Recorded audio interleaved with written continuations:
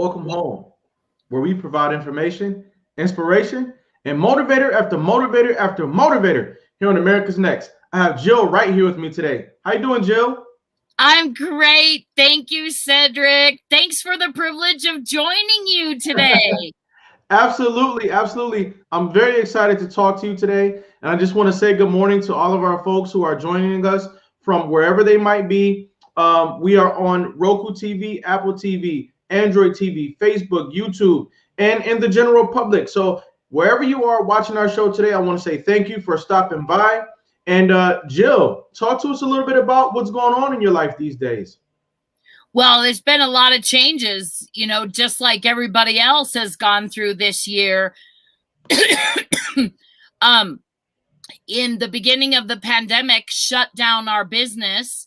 So for 33 years, I've considered Executive Shine as like my secret way to bless people. Wow. And so it was really devastating to me to have that shut down. And I didn't have that in my business plan, that the world was going to be closed down and air traffic was going to be shut down. So that was really tough for me because I have 100 people that work with me that have been dedicated, loyal people for over 20 years. Whoa. They're my family. This is going to be a total case study of a conversation today. If you're already tuned in, I'd like for you to tag someone, text someone, get someone else into the building, because Jill has been in business for over 30 years successfully. And so there are many things that we can take from this conversation and apply to our lives and endeavors. And I look forward to that. But first, Jill, can you talk to us a little bit about where you were born and what your life was like in your early years? Well, I was born in Minnesota. Mm-hmm. And then I grew up, I think I've always been an entrepreneur. I remember as a child, I made a flyer that had the family circus lady on the top, mm-hmm. and it had her surrounded by children. And then it had those little bubbles. Maybe I'm older than you, so I'm probably dating myself, but it had those little bubbles. So she was relaxing in a bathtub. Mm-hmm. And what that showed is that I could take her away from the stress. So my tagline on my little hand-drawn flyer said, "Need help? Call me." Right. Now, that's the truth that I listed. I cleaned ovens, babysat, I did whatever it took. Who talked to you about the possibility of entrepreneurship? How did you know that you could start your own business? I didn't really know. It was just instinctive. I just did it because I wanted to make money, because my parents didn't have a lot of money. And so I couldn't. So in order to buy the things or do the things I wanted in my life, I had to depend on myself, which has kind of been the path throughout the rest of my life also. Right. When I think Minnesota, I think cold weather. Is that correct, or is there more of a seasonal pattern there? There is a seasonal pattern, but we do have really cold winters and a lot of snow. Mm-hmm. But the thing about Minnesota is that because I don't know what it is, because it's cold, but people really connect in Minnesota. And I think that's where I learned to love people, honestly. Wow. Okay. Is that people really treasure each other. They take care of each other. They connect in community, or at least that was my experience. Sure. And okay. I saw a lot of that there. Talk to us a little bit about the culture and traditions of Minnesota. Do you have any annual events that are just really big? What foods are really popular there? What's something that happens traditionally there? Well, in Minnesota, we have pop and we have hot dish. Pop and hot dish. Okay, that's good. Pop and hot dish. Hold on. What are those? Well, on the East Coast, you call it soda, but in Minnesota, we call it pop. Right. Okay. So I moved to Colorado when I was 10, and I would say, you know, can I have a pop? And people would be like, pop? Like, what are you talking about? Pop? Right. You know, we've never heard that before. And everybody goes to each other's houses, and they have, you know, gatherings, and so everybody brings hot dish. Okay. Okay, so pop is soda. It's what we all know about. It's just that in Minnesota they call it pop, and they also call it pop in Ohio, where I'm originally from. So I know what you mean by that. What is your favorite pop, by the way? Actually, my mom never let us drink pop. Mm-hmm. And so that was something that I always wanted. Mm-hmm. You know, that and white bread, because Right. she made bread in coffee cans, honest to God, with bran from the feed store. So Mm-hmm. our bread was hard. And you ever try to trade a sandwich at lunch that's made of a hard, round, homemade bread? Right. Not easy. So Wonder Bread and pop I always wanted. But 7-Up probably is just Mm-hmm. my favorite, or a good cream soda root beer kind of. Sure. You know, I got a chance to work at a drive-through store with my mother for a little while, and I got to see the amounts of pop or soda that people buy and which ones were most popular. 7-Up is an extremely popular soda. It's an extremely popular beverage here in America. It's an extremely popular beverage for those people who don't know. Now, what is hot dish? What is that? Hot dish is just casserole that you bring to someone's house. So Okay. I guess it's just hot because the dish is hot.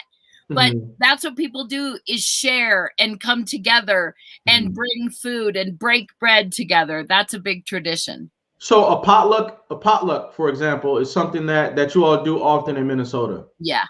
Okay, Yeah. all right. What's the backstory of your family? What did your mother and father do for a living? My father was a management consultant, and he was a Dale Carnegie instructor.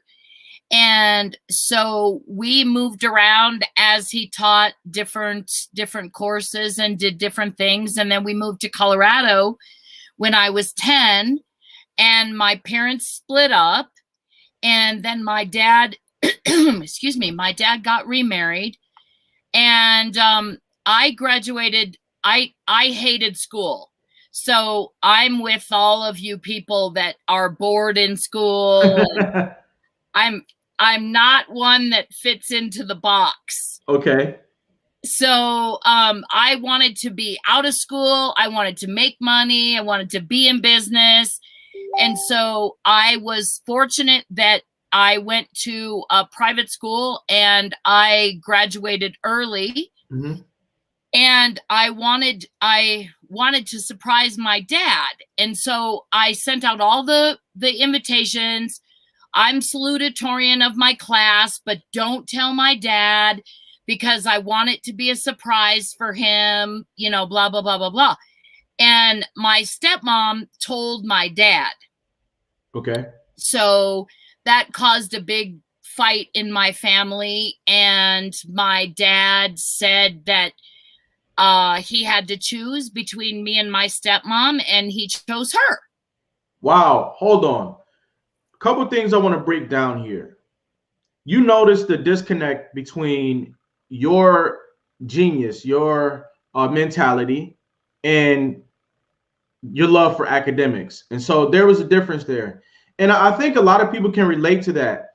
That school is just something that's not your favorite, right? But you're still an intelligent person. And I also find a pattern between entrepreneurs and people who didn't really like school very much. I see a connection there. And so can you kind of talk about that, the disconnect between like your ingenuity and your smarts, if you will, in school? Talk about that difference. Well, you know, I'm really, I really love the work that you're doing, Cedric, and I'm very passionate about honoring the brilliance within people, because it's all unique. And that's the missing piece. I think education is important if you are educating based on where your zone of genius is. Okay. So, I mean, I think there's a few basic things you need to learn. And one of them is how to deal with people. Right. And how to really understand and communicate effectively with people, because I think that is the basis of whatever you do. And honor people and respect people and understand that people are all coming from different places and different life experiences. Sure. So, you need to appreciate and honor that. And that's what makes them unique. So in education, one of the things that I would like to see, and that I think isn't happening, is I think education is trying to put you into a box. Okay. I think it was designed, my research on education, it's designed from the industrial age, teaching people to be able to function within a corporation rather than be educated and to bring their genius, their unique genius, into the world. And I think that that's something that we really need to focus on right now, because it's devastating to me what's happening with the youth suicide and all of those things. And I think it's coming from not being seen, from nobody telling them they have genius within them, and helping them to develop that unique genius and make their contribution to the world. Because when do you feel valued? Do you feel valued if someone wants you to be fit into a box that looks like somebody else's box? Right. Or do you feel valued when someone says, let's create your own box? Right. Right. This is your gift to the world, who you are. Let's develop what you love and what you have to give. These are your gifts to the world, and let's help you develop those gifts. And that's life-giving. That's right. That's what wakes people up in the morning. And that's why I so appreciate the things that you stand for and the things that you're trying to do in the world to bring forth this for foster kids and for, kids in general, youth in general. When you say that we should be educating based on a person's zone of genius, I think that is absolutely huge. And I like the way that you connected the industrial complex to our school system. And maybe there were some people who said, let's take the template of the industrial complex, the way that we have streamlined productivity that allows us to make a whole lot of money. What if we could take that same template and streamline the educational system so that we can produce a whole lot of degree holders? And so what's happening is that people kind of feel like they're being mechanized, and that is more of an agitator than a motivator. Absolutely. To hear that come out of your mouth, I think is compelling to me. And I want to know more about your thoughts going forward. So, okay, you graduated high school salutatorian, and you also had to deal with, the change in family dynamics. Some young kid out there, some young adult or some full-grown adult can identify with you at this very moment. The moment where you've got to keep it all together. You've got to balance your personal life, your academic life, and your professional life. So now, what's going through your mind when you and your stepmother's not getting along, but you're pretty much on your way to college? What's going on in there? I was devastated. I mean, we had a knockdown, drag out fight. I'm not proud of, but when you're 15 and you're really fighting to survive and you're fighting to be loved, and you did something that you believe is going to make you be loved by your father, and when somebody rips that from you and takes that from you, it was very devastating. And when he said he had to choose her, at the time that was devastating for me. But what I want people to know is that that's one of the greatest driving forces in my life. And when those things happen to you, you have a choice. to use that for good. And so that drove me. So no one believed in me, but that really drove my success. Like, I'll show you, Right. because my rebel was so strong in me. And so I understand where kids are coming from too when they have those feelings. And I think it can be a very positive driving force. It's not the best, but that's why in my company for the past 30 years is that I believe so powerfully in people. And I want them to express their unique genius. And I think that's part of what makes a culture so successful, is that when you honor each piece, it's like if you're a conductor, like leading an orchestra, you need all the instruments. Right. And everyone's music doesn't sound the same. So it's my job or your job as a leader to really cultivate the music within people. Absolutely. And when that happens, and when you're expressing who you really are, and you're expressing the music of your soul, then that's when you live the life that you were meant to live, and you make the contribution and you leave a legacy. And those are things that you feel really good about. And that's what I'm about. I'm loving this. I am loving your perspective. I'm loving your entire perspective about everybody having their own brand of music, and that music produces, symphonies of our culture. Now, you take this and you say, I have something to say to the world. I have a mark that I want to leave on the world. And you already have a sense of business going into the college age. Did you go to college? And what was it, or what was it not like? I did. I went to University of Denver, okay. And I found it better than high school, but you had to go through so many steps to be able to get to where you wanted to go. Right. And I actually, you're going to laugh, I wanted to be a brain surgeon, and not because brains fascinated me. And I had my tonsils out when I was young, and the bedside manner of doctors was terrible. So it was my vision to completely reform all of brain surgery and make a difference that way. And my first couple years of chemistry and organic chemistry, I was like, right. I'm not made for this. So. Did you change majors? Yes, I changed to management and marketing. And then when I got out of school, I ended up having a car accident, and a friend of mine ended up shining shoes. And she said to me, you should do this with me. You would love this. And I thought, I was 20. You were 40. You must be having a midlife crisis. Right. Right. Just to start shining shoes. Right. I thought, oh, seriously. Right.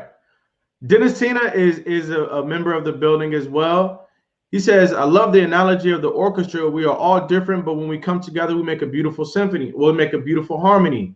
Yes, that was a beautiful analysis that you gave there. Now, you went from marketing to shining shoes. I did. And of course, my mom had a heart attack. But what you understand about shining shoes is that people are fascinating. So you have the opportunity to connect with leaders from all over the world and spend 15 minutes with them. And you do something that's very artistic and very satisfying. You take them from looking dirty, and you look beyond that to where is the beauty in this? Right.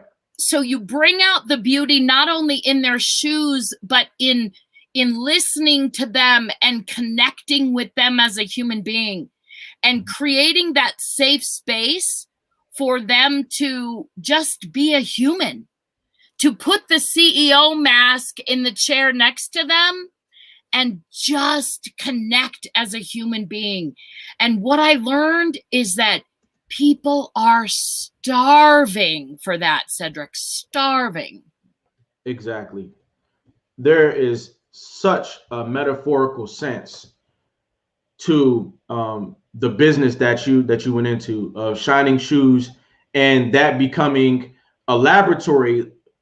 You said you wanted to talk about and learn the brain, right? So you essentially were still in a laboratory, in a sense, a safe space where you continue to get to know people, and you all did something for one another that meant so much more than what it looked like. And so while you may have been shining shoes, what was happening was extremely valuable in your life, and it was extremely valuable in another person's life. And you realize that people, even though they might be a corporate exec or they might be a millionaire, they still have this gaping void in their life called human connection, soul connection, heart connection, soul speech. I want you to talk more about this business. It's called Executive Shine. Is that the name of your business? Yes. Yes. Okay. Talk about how that business started and how it grew and how it's going.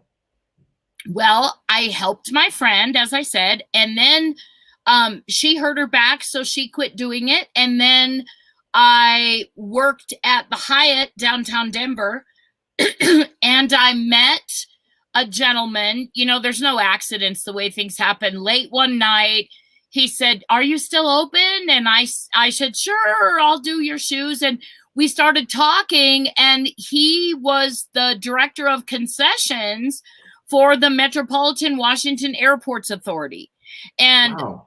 I wanted to go there, and he said, "We would love to have you come to Washington and bring this amazing service to our airports in Washington. We're doing some innovative things, and we would like you to be a part of that program." And I was thrilled. And so we went back and forth for a year and negotiated that contract, and then they sent me this giant thing. And mind you, I'm allergic to 2 pieces of paper sticking together, much Right. less like all of this. So for you young people out there and people in general, there's a lot of resources to help you out there. So I went to the Small Business Administration. They helped me create a proposal. We turned it in. It was 77 pages long. I ended up faxing it to them. The fax didn't cut off, so they had wallpaper of Right. my proposal that they had to put together, but I won. Wow. Wow. This is a great story. The love of shoes. And for those people who don't know, it means so much to people who wear loafers or Bostonians, whatever they might wear, to have an elite shine on their shoes. So Yes. much pride goes into your shoes looking that way. But in order for them to look that way, you need someone to help. And that person who's going to do a great job, they are into the art of making your shoes look like glass. So before we go into the break, Jill, can you give us a couple ideas of what you were actually doing that was different from everybody else when it comes to shining shoes? Well, I tell people, if I were to hang a sign up here that says "Love available here," nobody would come. Okay. But if I call it Shoe Shine, and we just love people, and the reason we love people is because I needed love, Cedric. I was healing from my situation. So I thought if I loved people good enough, then they would love me back. You know, so I served. I did the best job I absolutely could. And that's what I discovered, is that I wasn't the only one who needed love and who needed to be seen. Ladies and gentlemen, if you've not been here this entire show, this is a great story. When I was younger, I was assisting in home repair, and there was a really big mansion. The home went downstairs. It went underground for about 3 levels. And so it looked like a ranch. But when you get to the back of the home, it was built into subfloors. And so this was actually a mansion. And so I'm thinking that this guy is a surgeon, a doctor, a dentist, a lawyer, or something like that. And in passing, I just had to ask him, you know, what did you do, you know, to afford this lifestyle? And he said, you know, I create windows. I install windows in homes and buildings. And he said it's not the most complicated businesses that you need to go into in order to create the lifestyle that you want. You just got to work hard at it, and you've got to be consistent, and you've got to put love into what you do. And that's exactly what I'm hearing from you, Jill, is that even though you didn't go out there and become a brain surgeon, you did something that is fairly simple with a lot of love, and you got an extraordinary result out of it. And so I think that that's phenomenal. Ladies and gentlemen, we're going to do a brief break, and we'll be right back. Sit tight.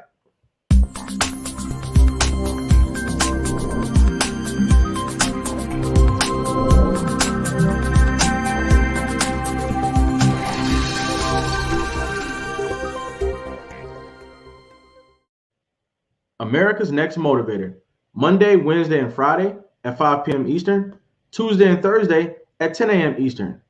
America's Next Motivator, hosted by me, Cedric Riley, and sponsored by the Pride Empowerment Network.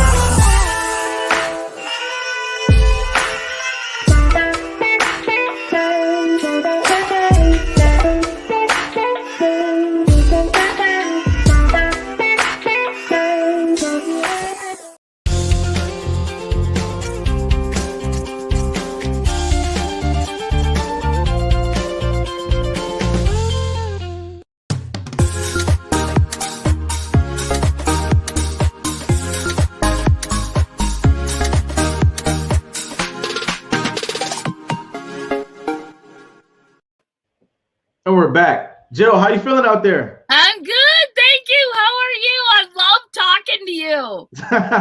Yeah, we're having a great time. Now, so you got into this business, Executive Shine, and then you grew, correct? Yes. How did you grow? What was the journey like? What were you feeling? What were your fingers feeling like? Well, I have to tell you, I hired people. And we opened in 1989 in DC. And the first weekend we were open, nobody showed up but me. Okay.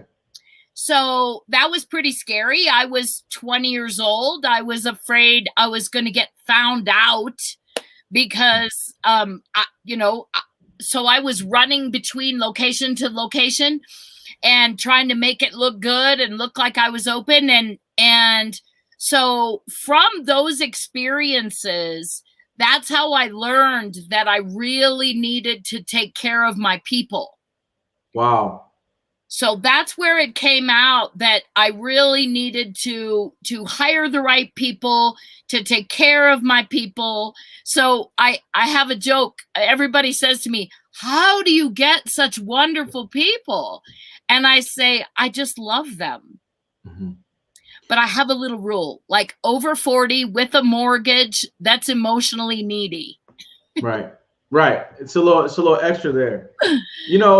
For those people who might have completed college or might not have completed college, but you're of college age and you're expected to be, becoming wildly successful, but you are in a slightly obscure position right now because you're somewhere and you're trying to make something work. And it's kind of discouraging because you're like, where are the wheels on this thing? I want you to be encouraged by Jill's story today because she literally could have been anywhere in the world having, went to college, but she's at an airport or she's anywhere USA looking to shine people's shoes and no one's there. And so she's stuck there. She remained 10 toes down, no pun intended. And her business grew because she began loving people and loving the work that she was doing. Now, can you talk to us about what love is to you so we can take it and apply it into our lives? What's love to you and how do you apply it properly? Oh, I love that you asked that question. The foundation question of my business and of when I work with other entrepreneurs and teach them about how to build their teams and how to build strong relationships and engagement in their business is, what does love look like for the person in front of you right now? Wow. So that means, what does that look like for the person working next to you? Mm-hmm. What does that look like also for yourself? Because I have to constantly do this for myself, is you have to pay attention to what you need to be able to function and to perform at the highest level. But what does love look like for the customer in front of you? If you're in customer service and you've got a guy that shows up and he's on the phone and he's busy, love does not look like starting a conversation. Okay. Love looks like respecting wherever he's at. And then as soon as maybe he's off that phone call, then you can start a conversation. Sometimes love looks like entertainment and being funny. And sometimes love looks like listening. Because I'll tell you, customers come with a wide variety of different experiences. And it's your job to tune in and feel where they're at and then meet them where they're at to create the greatest experience in your business that you can create. Absolutely.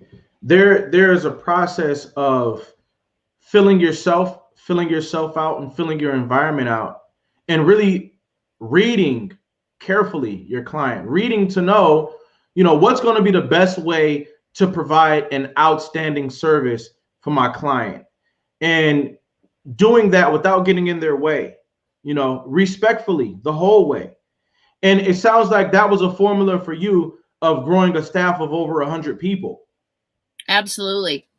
And we have no turnover because people don't want to leave. I just heard a podcast with Brene Brown and Eric Mosley, and he has a company called something human, Work Human.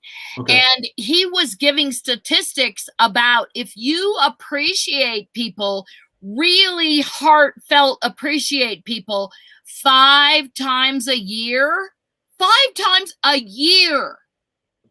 that's all it takes to build them their staying power, to create engagement and have them be really committed to your organization.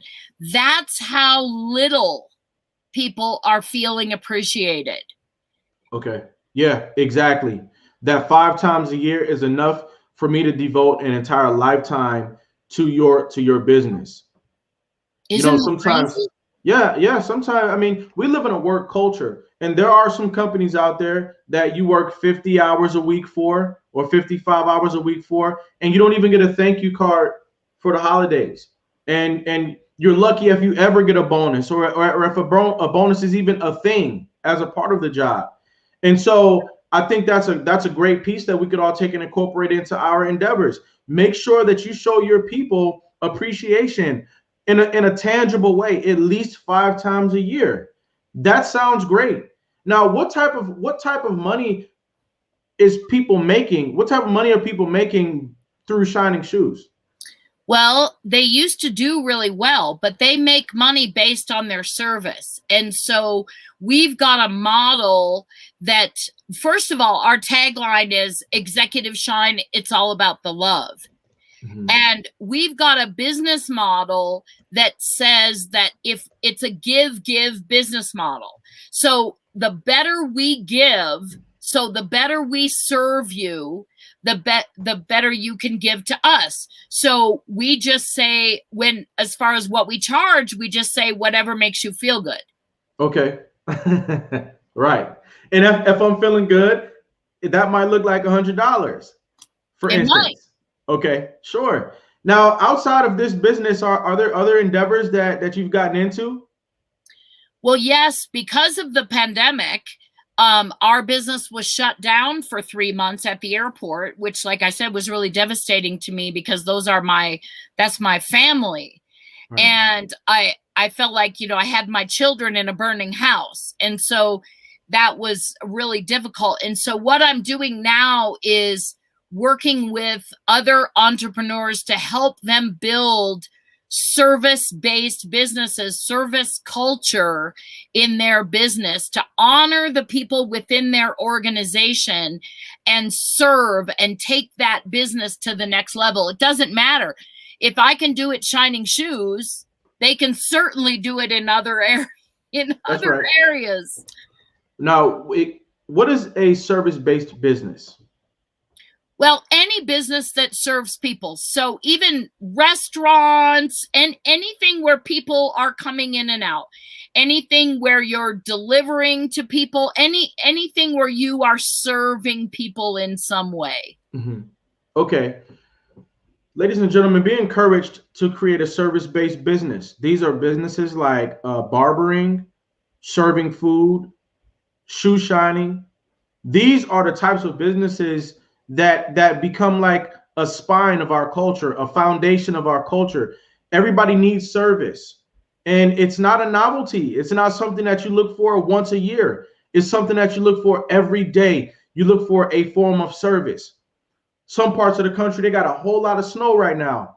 I know what some of you doing. You're going through your phone. You're looking for the shovel guy or the shovel girl or the shovel woman, and you want that service. And so service-based businesses are always a way to expand and to show love in your community. Absolutely. Without a doubt, it's a way to show love in your community. I love the way that you say that. Now, did you also write a book? I've been in 2 books this summer. One is the One Habit book, where we talk about one habit for entrepreneurial success, which you can find on Amazon. And the next book is the Codes of Longevity, where this is about living a really fulfilled life, not just a long life, but a valuable life. And so my chapter in that book is about human connection, because that's my jam.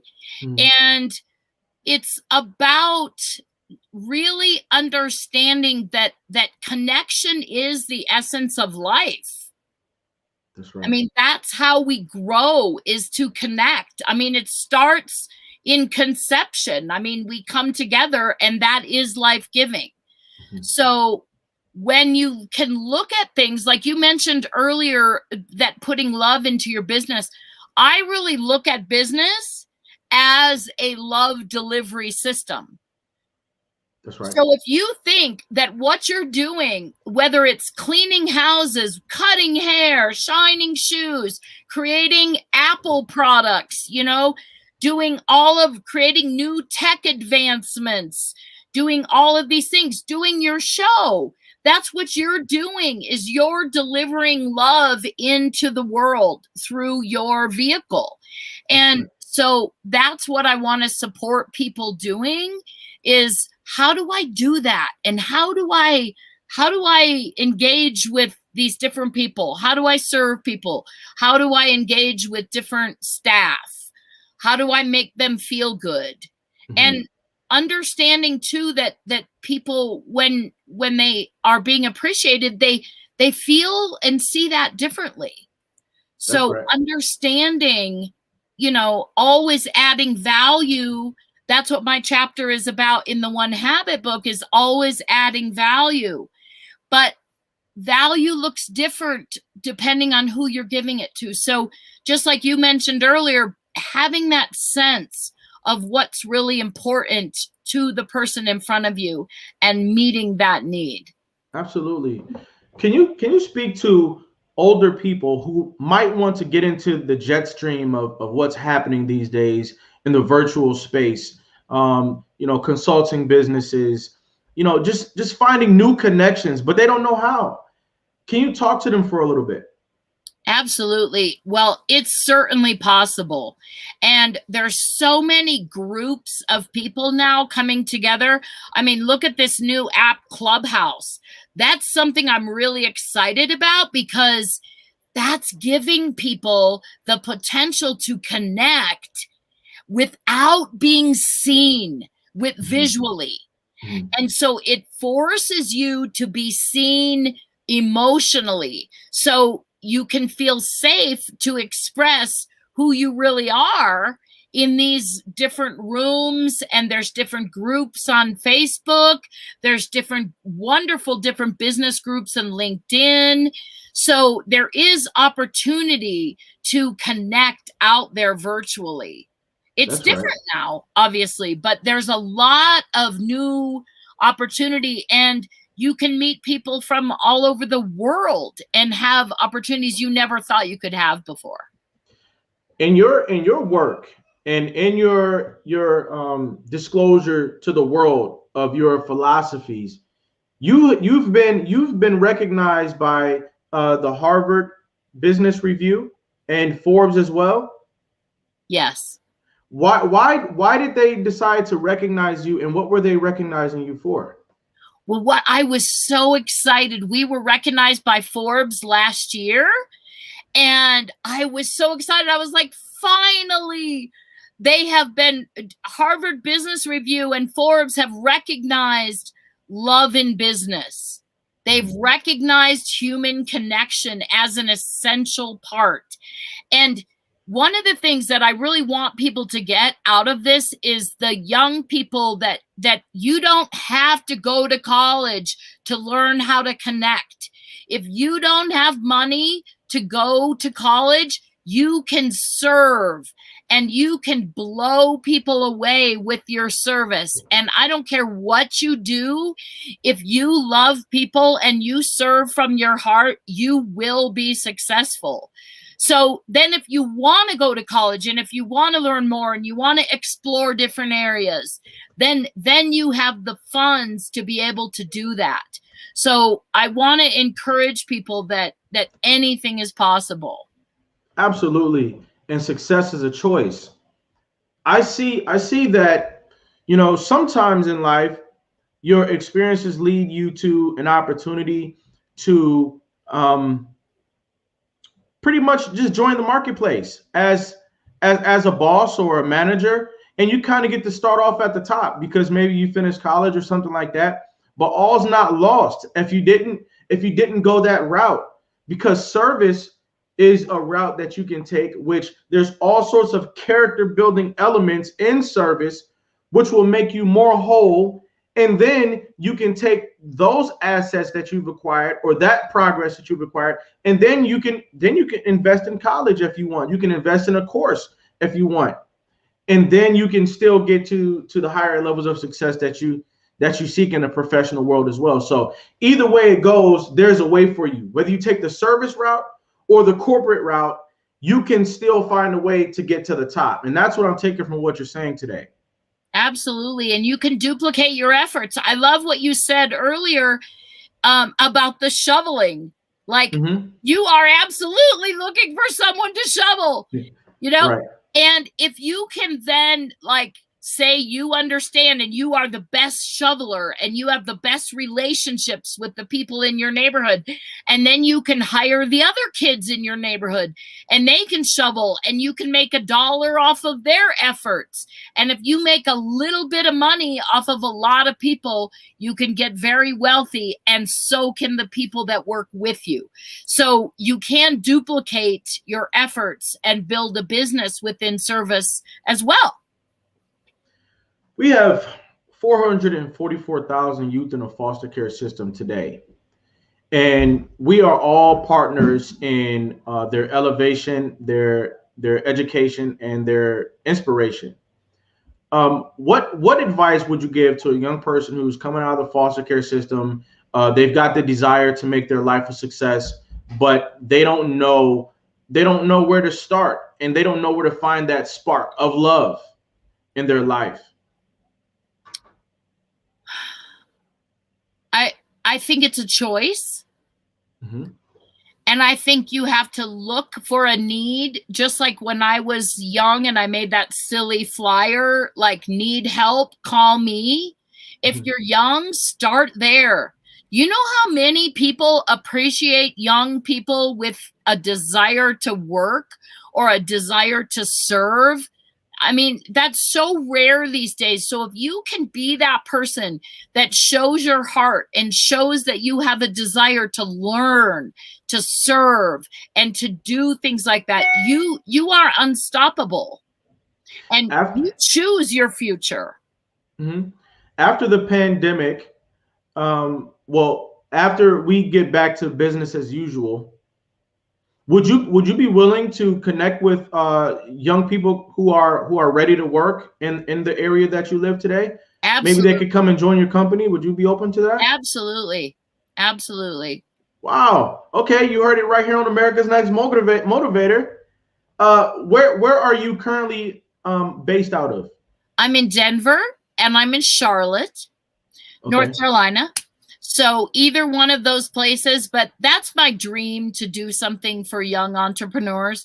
So if there's any way I can ever support them, I'm happy to do it. And they can connect with me on Facebook, on LinkedIn, or they can just email me directly at jill@executiveshine.com. I'm so just into this conversation right here.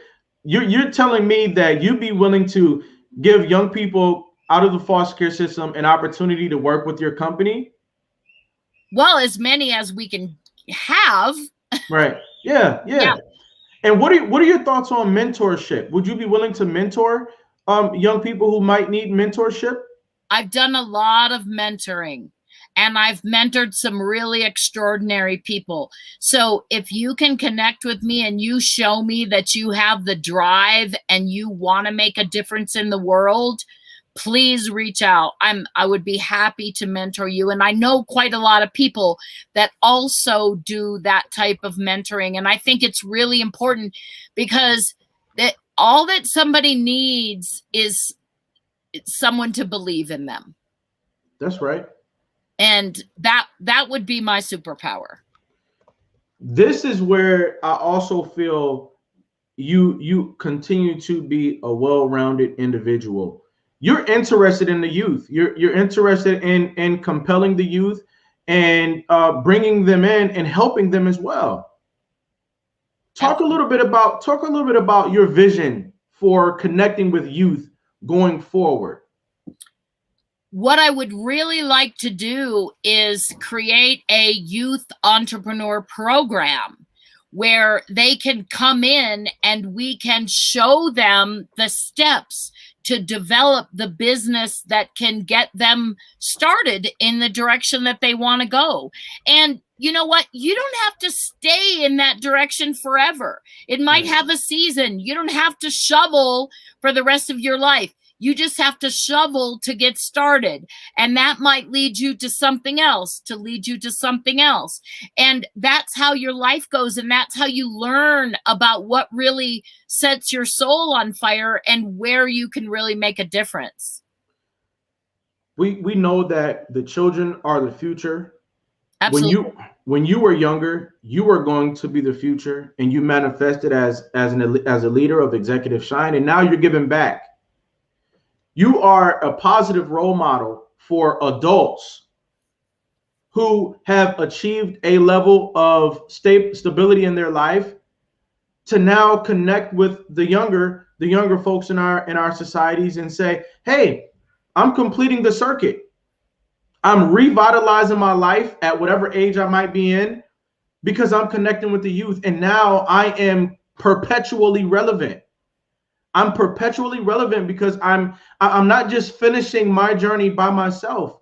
I'm connecting my thoughts, perspective, and some opportunities to the young people. And I find that to be absolutely admirable. So if there's any way that we can promote your youth business program here on America's Next Motivator, or I can help you with that, I'm more than open to doing so. And I think that is phenomenal. Well, I'm also looking to contribute if other people have great programs like that.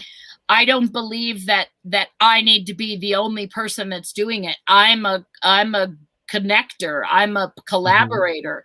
So I'm really interested in, let's create space for these young people to see their potential and to be able to live that out then in the world. And I'm happy to do that. I do a newsletter, and I put together some little tips about authentic connection. Okay. And so you can get my newsletter and my authentic connection information at theshinegift.com. Okay. So you can connect with me there as well. And like I said, please reach out if you are someone who is wanting to be mentored, or you're working with a program that I can support. I'm really passionate about that, and I'm interested because I do believe that our young people are our future, and I want someone to see the beauty within them, because nobody saw it within me until I went to work. You know, right. When I started Shining Shoes, that's when people really saw things in me, and when you see it, then they can help bring it out. So I want to give that back and make that difference in the world. This has been a very inspirational story today, and I commend you for that. Now I've got a few questions for you as we round third base. My first question: what is survival to you? Survival is making the best of the situation that you've got. So figuring out where do I want to go? What are my resources? And how am I going to put that together to make the best of this situation? What is success to you? Success to me is seeing other people recognize their potential. Wow. In this big sea of people who are attempting to obtain success, and it might be financial, it might be a personal achievement. For you, it's seeing the best come out of others. Yeah, that's great. That's great. That's a great answer.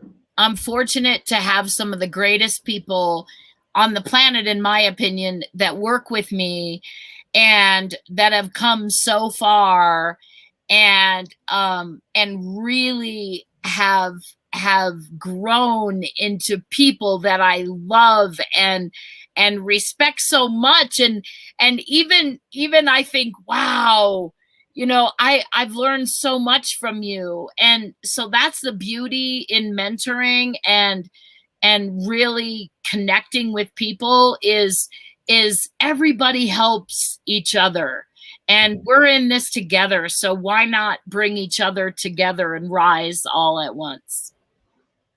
What is greatness to you? Wow. Greatness to me is feeling like I've really expressed the soul of who I am every day. Mm-hmm.